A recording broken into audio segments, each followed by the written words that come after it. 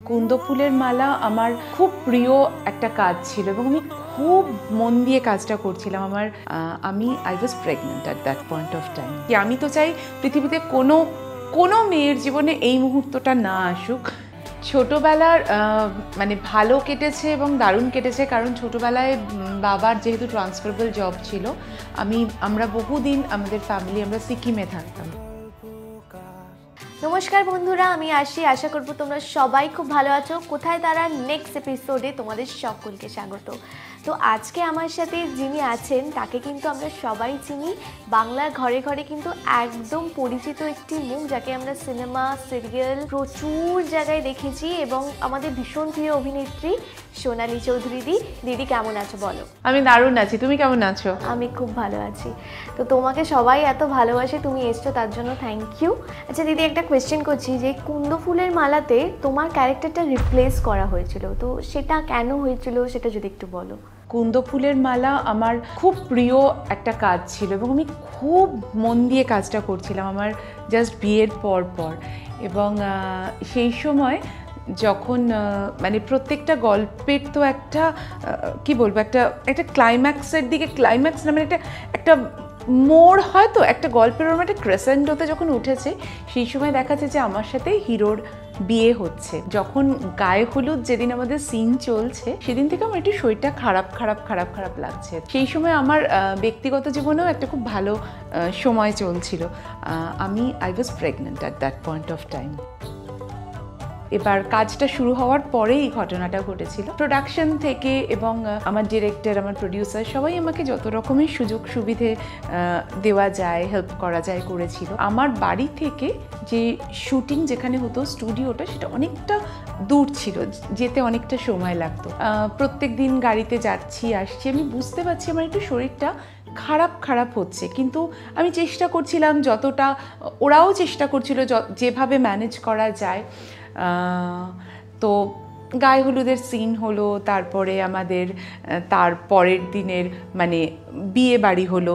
এবার তুমি জানো যে শুটিংয়ে বিয়ে বাড়িগুলো কত লম্বা হয়, কত ডিটেলে হয়, সেটা হলো। বিয়ে বাড়ির পরে আমাদের বিয়ে বাড়ির পর যেরকম আশীর্বাদ হয় মেয়েদের, মানে বধূবরণ হয়, মানে মেয়ে বাড়ি থেকে গিয়ে ও বাড়িতে যায়, বধূবরণের সিন হলো, লাটা মাছ ধরা, তারপরে দুধ উতলে যাওয়া, হ্যাঁ, এইগুলো সমস্ত হতে আমাদের আলটিমেটলি বউ ভাতের মানে রিসেপশনের দিনের সিনটা হলো। রিসেপশনে যেদিন শুটিং করছি আমি কুন্দ ফুলের মালাতে, আমি দেখলাম আমার একটা অসম্ভব শরীর খারাপ লাগছে, মানে এতটাই শরীর খারাপ লাগছে যে আমি কিরকম যেন দাঁড়াতে পারছি না। তখন আমি আমাদের ডিরেক্টরকে জানালাম, তো তিনি বললেন যে ঠিক আছে, তোমার এত শরীরটা খারাপ লাগছে, যতটা সিন করানো যায় করে আমাকে, মানে আমার এতটাই শরীর খারাপ, আমাকে ছেড়ে দিল। এবং আমি বাড়িতে আস্তে দেখলাম আমার হাজব্যান্ড কলকাতার বাইরে থাকে, তো আমি ওকে ফোন করলাম। তখন ও বললো যে তুমি আর দেরি করো না, তুমি হসপিটালে ভর্তি হয়ে যাও। আমি আমার ডক্টরকে ফোন করলাম, আমি হসপিটালে ভর্তি হলাম, আমার দিদি নিয়ে গিয়ে আমাকে ভর্তি করালো। এবং সেই দিনটা আমার জীবনের ভীষণ একটা কষ্টের দিন। I had a miscarriage.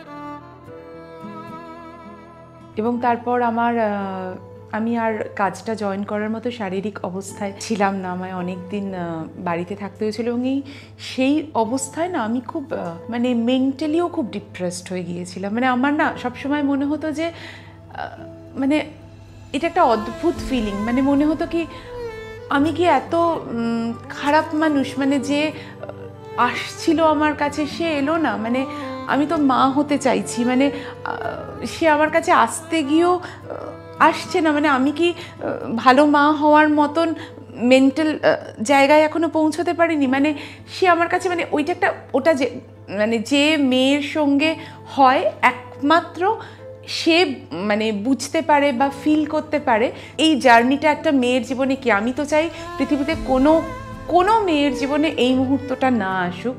তো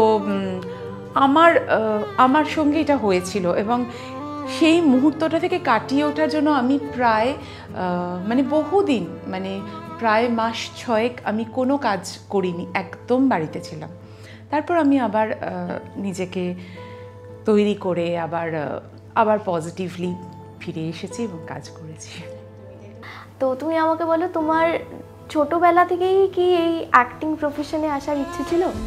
ছোটবেলা থেকে আসার ইচ্ছে তেমনভাবে ছিল না। আমার খুব ইচ্ছে ছিল আমি একজন ভালো ডান্সার হই, নাচের প্রোগ্রাম করতাম, কিন্তু অভিনয়ের যদি বলো অভিনয়ের একটা ইচ্ছে ছিল, কিন্তু সেটা খুব প্রবল ছিল না। কারণ আমার বাড়িতে কেউ যেহেতু অভিনয় করেন না, ইন্ডাস্ট্রিতে কেউ নেই, মানে যিনি আমার বাড়ির লোক, সেজন্য আমার একটা ভয় ছিল এবং বাড়ির লোকেরও একটা ভয় ছিল যে কি করবে, আদৌ পারবে কিনা। মানে বাড়িতে বলতেই প্রথমে একটা ভয় লাগতো যে মানে প্রথমেই না হয়ে যাবে ব্যাপারটা আর কি এরকম। কিন্তু তারপরে সেই ইচ্ছেটাকে সবারই মনের মধ্যে অনেক রকম ইচ্ছে থাকে, সেই ইচ্ছেটাকে কীভাবে প্লেস করব সেটার জন্য যখন নাচতাম, নাচের থেকে আমার মনে হতো আমি যেন মানে অভিনয় করতে পারলে আরও ভালো লাগে। বা যারা আমার নাচের টিচার ছিলেন তারাও বলতেন যে তোর অভিনয়ের পার্টটা খুব সুন্দর। তখন না মনে কোথাও একটু একটা সাহস পেতাম, একটু কনফিডেন্সটা বাড়তো, মনে হতো যে না আমি হয়তো পারবো।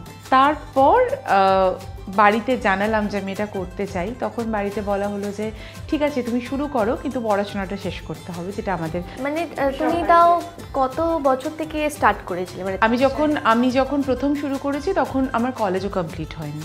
আচ্ছা। তো তারপরে আমি মানে অভিনয় করতে করতে আমি অলমোস্ট তখন একটা ছবি করে ফেলেছি, সিরিয়াল করছি, তারপরে আমি আমার গ্র্যাজুয়েশন দিয়েছি। আচ্ছা, তো এতদিনের এই অভিনয়ের জগৎটা কেমন লাগে তোমার? আমার সত্যিই খুব ভালো লাগে, এই কারণে ভালো লাগে এবং নিজেকে খুব ব্লেসড মনে হয়। কারণ পৃথিবীতে বহু মানুষ আছেন যারা চান যে যেটা নেশা, যেটা প্যাশন, সেটাকে পেশা করতে, কিন্তু খুব কম মানুষ আছেন যারা সেটা পারেন। তো আমার মনে হয় আমি সেটা পেরেছি এবং সেটা আমার কাছে একটা বিরাট আশীর্বাদ বলে মনে হয়, ভগবানের আশীর্বাদ বলে মনে হয়।